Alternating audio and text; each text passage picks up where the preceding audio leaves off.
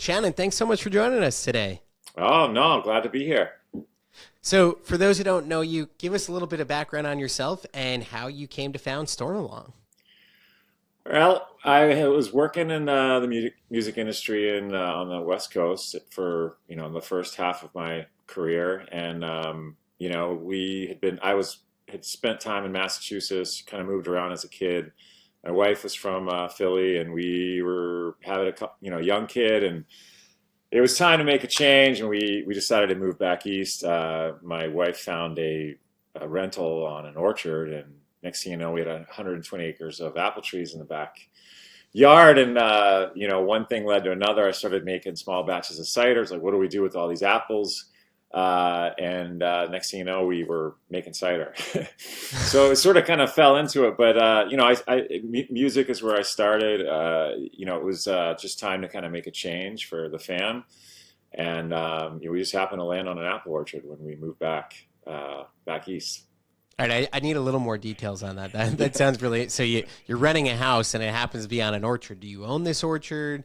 Do you feel the need to be taking care of this orchard? Was it on you to take care of the orchard in order to live there? No, it was a commercial orchard. It was predominantly a U-pick oriented orchard that just happened to have some houses on the property, and it was a unique situation. We didn't buy a house when we first moved back, and we lived there for 4 years, and it was a great spot. It was in Natick, Massachusetts, but we ended up having to put down roots and get kids in kindergarten and things like that, and that's when we decided to move to Sherburne, which is just a town over from Natick.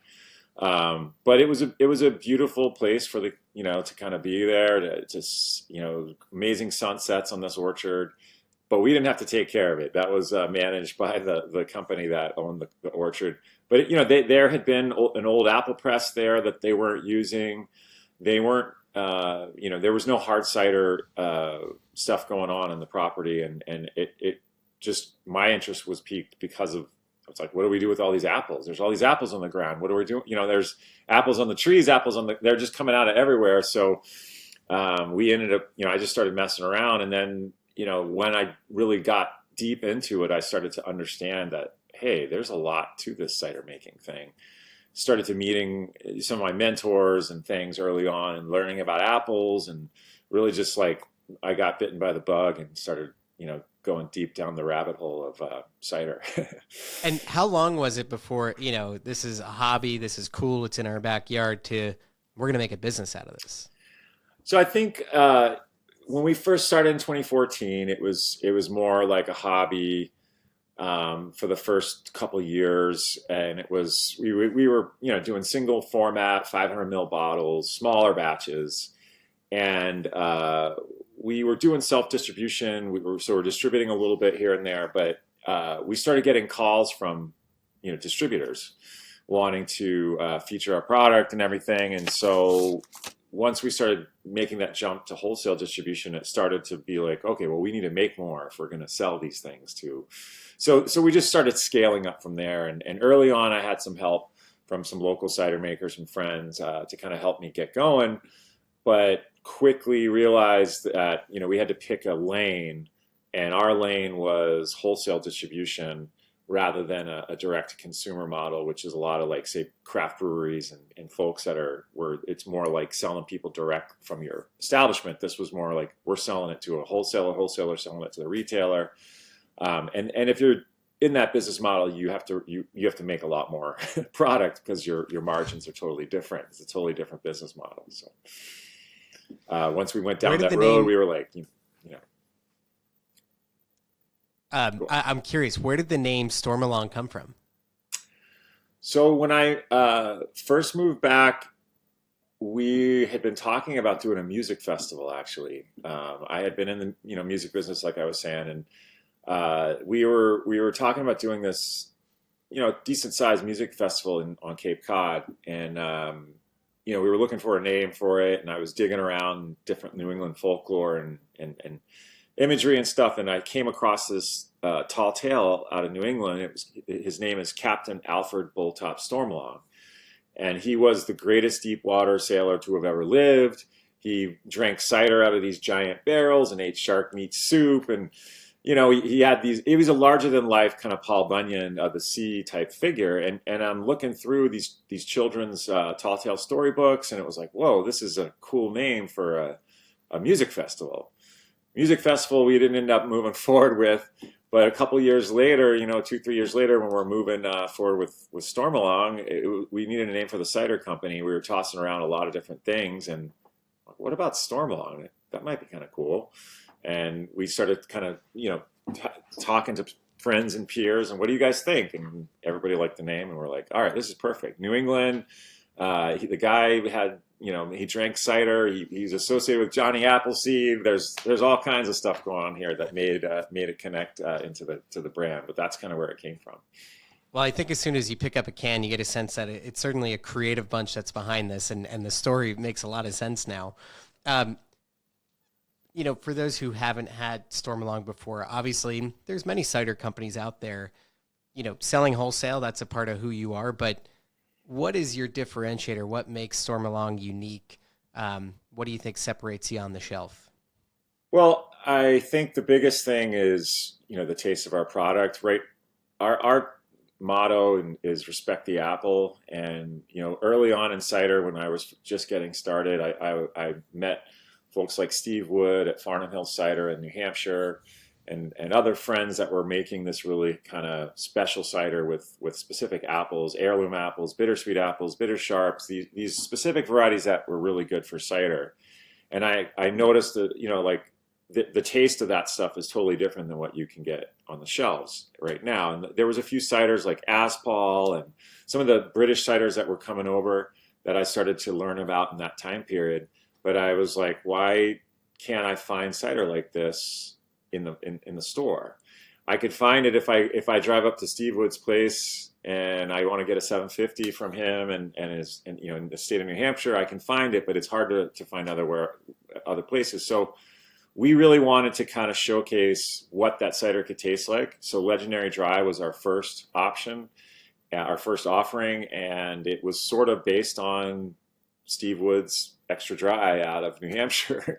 We ended up, buying apples from Steve and other growers in New England area, and that really is the thing that separates our product and the fact that we only use whole apples. We have a strict whole ingredient policy. We don't use any, natural flavors or acid additions or added sugars and things. Like, it's all 100% juice, 100% whole apples, locally sourced.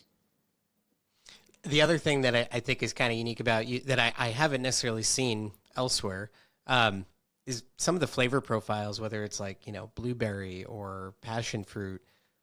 How does that work? Can you make cider from anything? Yeah, well, cider, it's sort of, for us, it's kind of classified in two different categories. We have our, sort of rare apple focus, which is all like almost like a wine style product that has a focus on the actual apples. And some of these apples have a ton of acidity or sugar or astringency, tannin, etc. And so you literally are making it like a winemaker would make wine. The difference with cider is that with a winemaker, usually you're working with a couple different types of grapes, a Cabernet Sauvignon or Pinot Noir, or whatever it is, whatever that grape is, it's usually like a single grape or a small blend of it. With apples, there's 8,500 varieties of apples out there. So you might have like 20 different varieties of apples in that blend. You certainly can tailor the batches of cider with the input of those apples. There's some apples that are grape level of acidity, sugar, and tannin.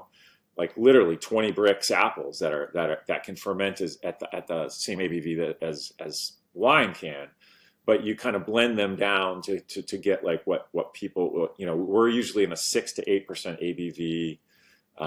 Anywhere from 5 to 8% usually is our ABV for our ciders. So there's a lot of tools. So if you're making a wine style cider, you're going to use certain varieties. Then you can also approach it more the way a chef would make an entree. And you're taking your base of cider and you're going to add the Maine wild blueberries to it. Or you're going to add like passion fruit and hibiscus or, a mulling spice or something. There's a variety of flavors, but that's kind of the classification. We have like, flavored ciders, and then our wine styles or more rare apple, or, that features the apples and the taste and the varieties of those apples. Today's episode of Inside Startup Investing is sponsored by Raise Papers.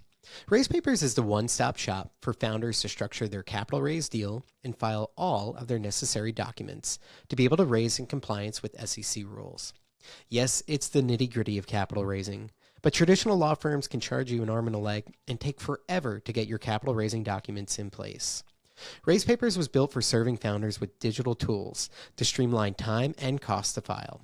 On average, we aim to save founders 50% off of traditional lawyer pricing by templatizing and automating the filing processes. So whether you're raising via crowdfunding or traditionally, reach out to schedule time with the Raise Papers team to learn more about how they can help. You can learn more at raisepapers.com and tell them Inside Startup Investing sent you for special discounts. And now, back to the show. It's certainly, a competitive category, and I definitely think whether it's the artistic design of your cans, the flavor profile, the focus and attention you have on really taking care of quality ingredients, all of those things really add up. But the proof is in the pudding, right? You guys in 2023 or 24 did over $3 million in sales, have made a lot of progress as a business, have obviously built something that's really working. Talk to me about what's been driving your growth to date, and where do you see the growth opportunities going forward? Sure.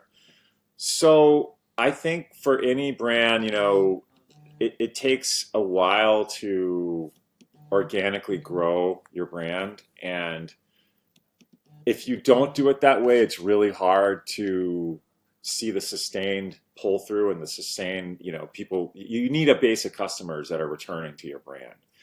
We've built that over the last decade. Slowly and surely. We do tastings, and we do farmers markets, and we do like events out in the field, but it's kind of unique that we don't have a tasting room yet. We're about to open one this next year, but we've been building that organically with people in the stores, in the retail stores. They're like, oh, they pull it off the shelf, they take it home, they like it, and they come back and they buy it again. I think it's really important. And it's hard. You got to be really brutally honest with yourself as a brand, as a consumer products good company. Is like, is your stuff really good? Like, if your stuff isn't amazing, then you really shouldn't be doing it.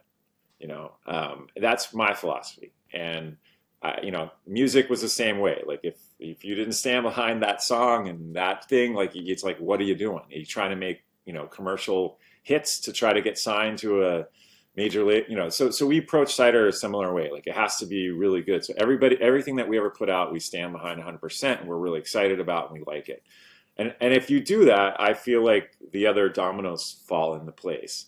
Now, it has to have an appealing package, and thankfully, we met James Weinberg early on in our brand, and we've worked with James since day one, creating our aesthetic and our brand, awareness and everything. And we had the Captain Stormalong. We had something to base the brand off of, and the visual on the cans. We've always received really good feedback.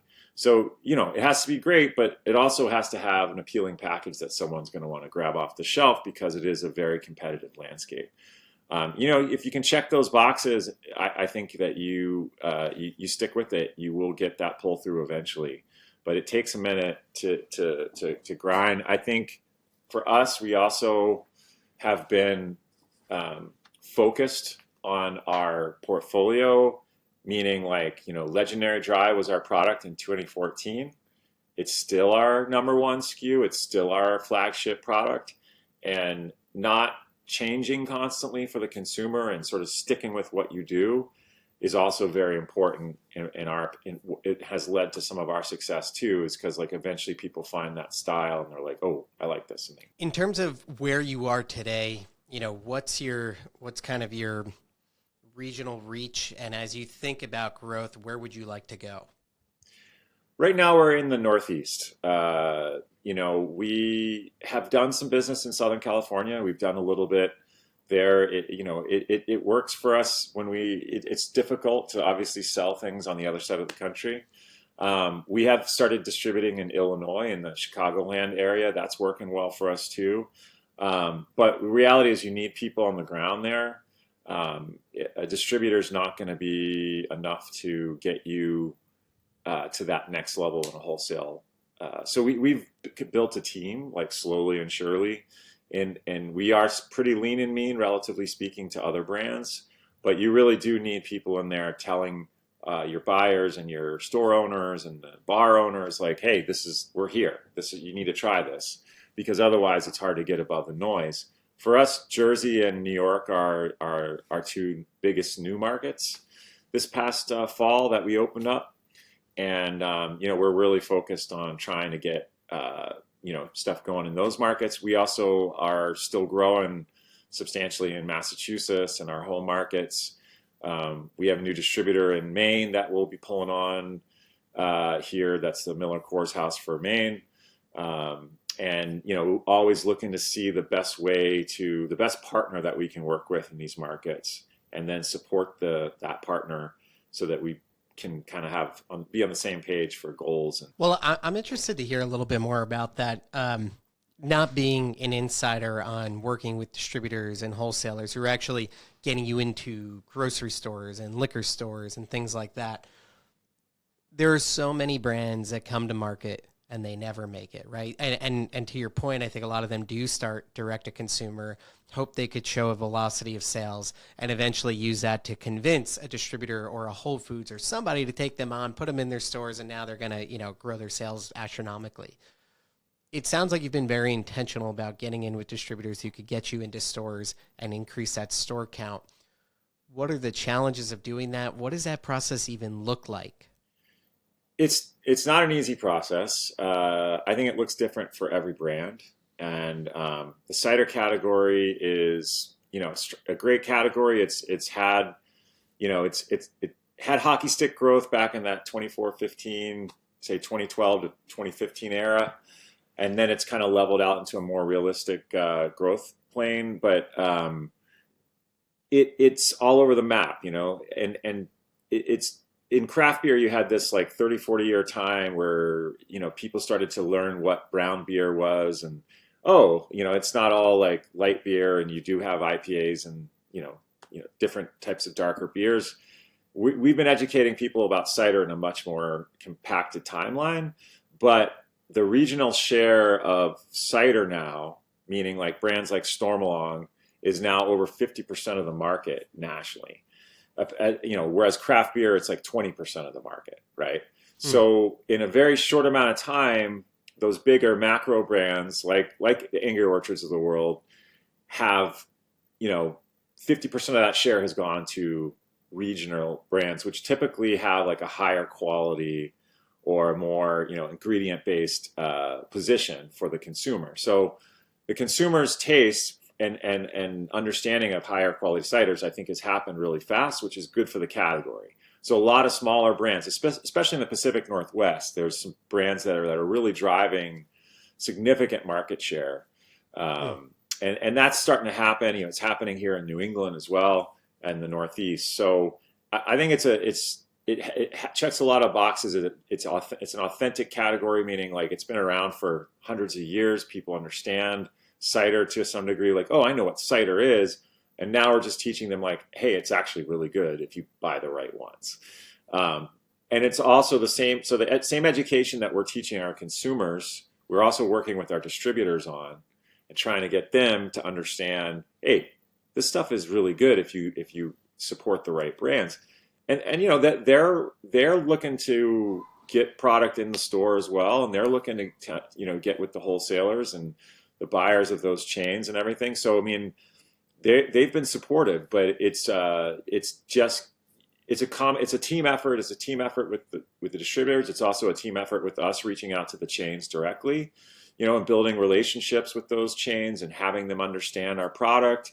And as you put numbers up, our Nielsen numbers are strong. I mean, we've got 38% growth on Legendary Dry, our flagship this year, Nielsen.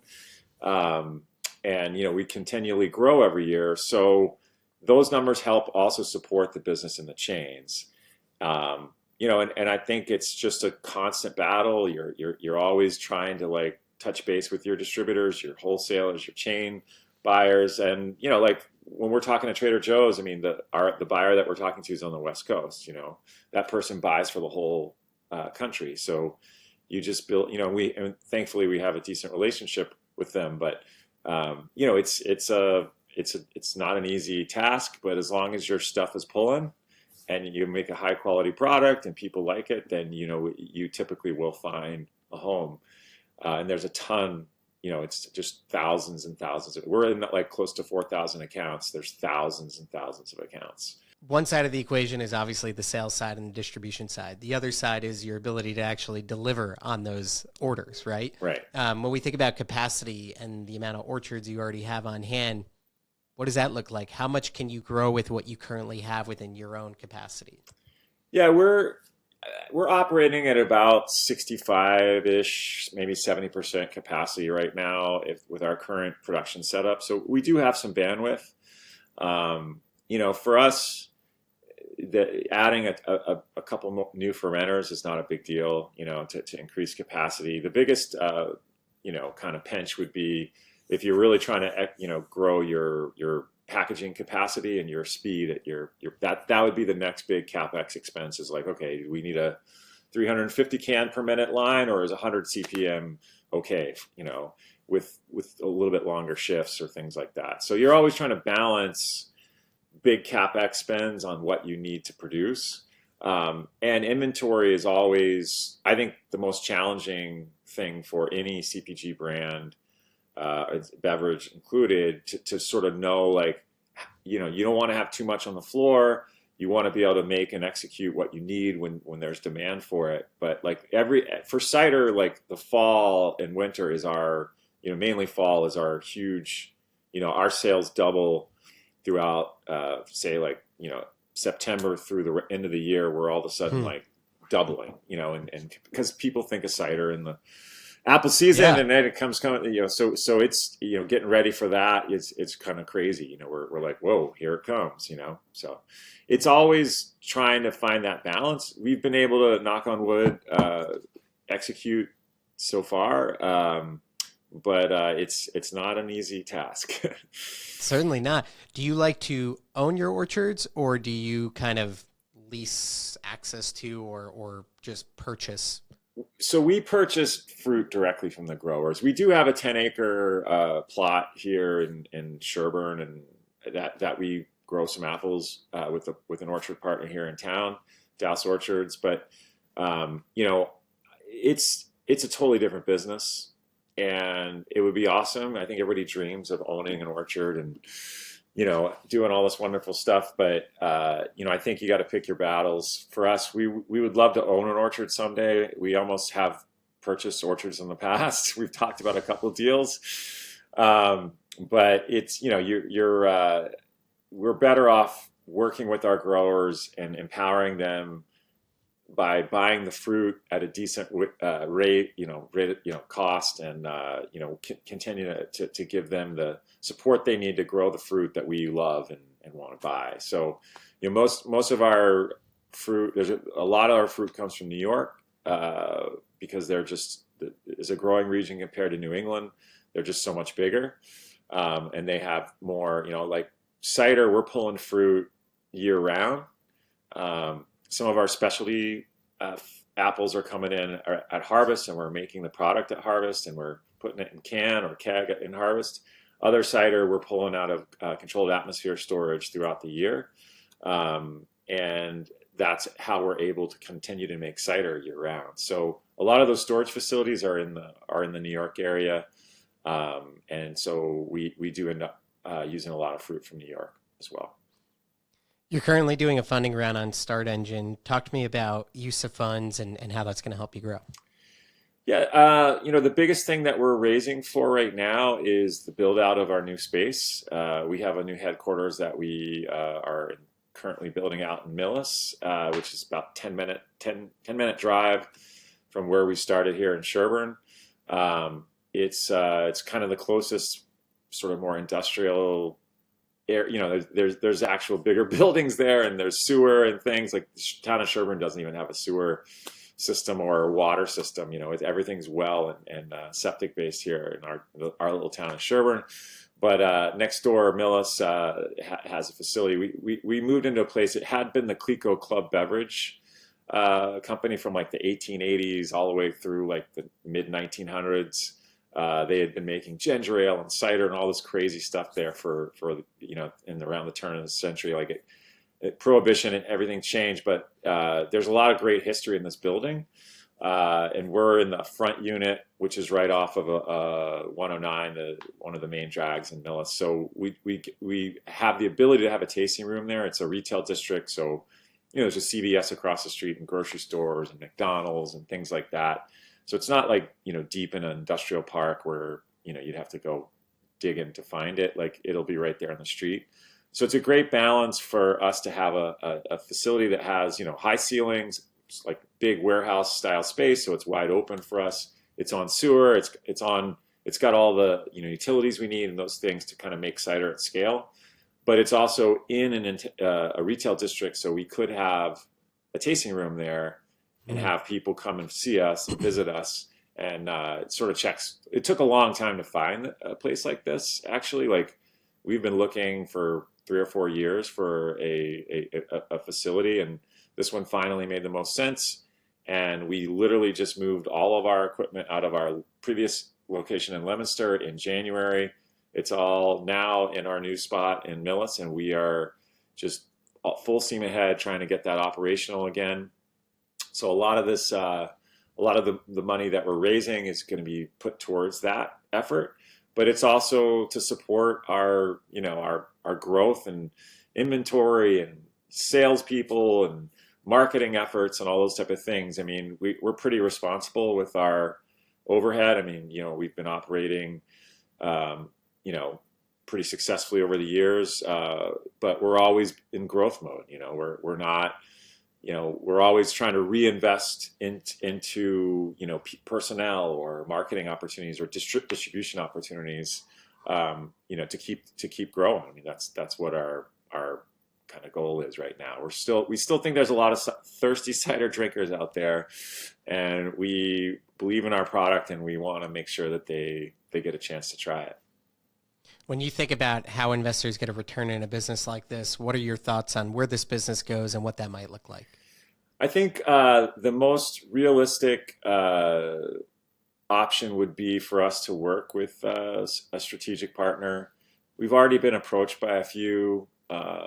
Some of the bigger regional craft breweries have talked about doing some strategic partnerships with us. The timing hasn't been right for us on that yet, but at some point, if we're going to scale to 10 more states or 15 more states, or we're going to go more national of that national footprint, then it does not make sense to build those distribution networks in every single market and your team in every single market.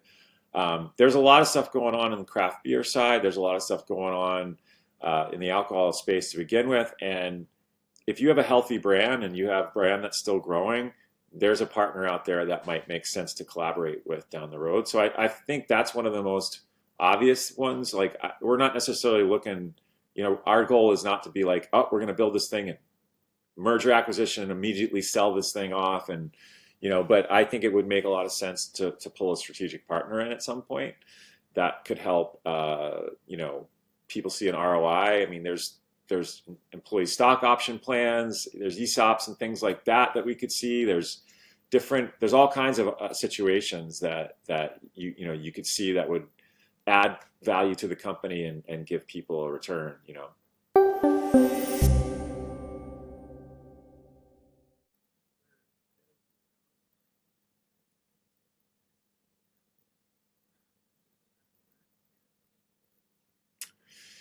I think one of the biggest things that we have coming that we're really excited about is we have a non-alcoholic line that we're calling Captain Stormalong, and it's a totally different line than Stormalong hard cider.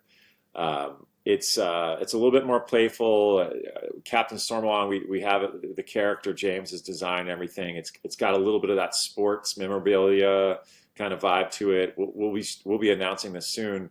But that brand, we have 3 products coming out. The first offering is an apple spritz line that we have coming out, and it's Awesome Apple is the first one. That's just like a blend of fresh pressed cider and spring water. Then we have one that's the Bravo Blueberry, which is Maine wild blueberry with apple and spring water. And then we have the Cape Cod Cranberry, which is obviously cranberry, apple juice, and water. And what's cool about these is they are obviously it's 100% just whole ingredients, just cider and spring water, and that's it. So there's no additives and weird stuff in it. They're about half the calories of a soda. So like if you're in a 16-ounce can, you're drinking something that's just real juice, no added sugars or anything. It's about half the calories of like a soda. So it bums me out when my son, or he loves apple juice. He's 16 now, but he still goes to the store and you see the same thing. It's Nantucket Nectar, Minute Maid. It's all this type of stuff, and those things are made with concentrate. Over 78% of the concentrate over 78% of the apple juice that we get in this country is made with imported concentrate, primarily from Turkey and China. So you're just getting this really highly processed juice that's just basically apple sugar by the time it's rehydrated and added sugars and acids and flavorings and all this stuff. Whereas we wanted to give somebody the ability to have a natural product, whole product, really simple, delicious, without all that junk in it. And the Captain Stormalong line will be announcing soon. And so I think as an investor, you're almost getting 2 companies for the price of one, because this thing could be explosive, and it is a totally different. It's a totally different buyer. We're dealing with alcohol buyers. This is going to a different part of the store. It's a totally different distribution network. We can go direct to consumer with it. We've already starting to build up our Shopify site and all this type of stuff. And our goal is to go direct to consumer with it, as well as into distribution, and really play up this fun Captain Stormalong theme. He's there to save everybody from bad beverages, basically, is what we're going with it. So that's the biggest thing that we'll be announcing that I think people should pay attention to.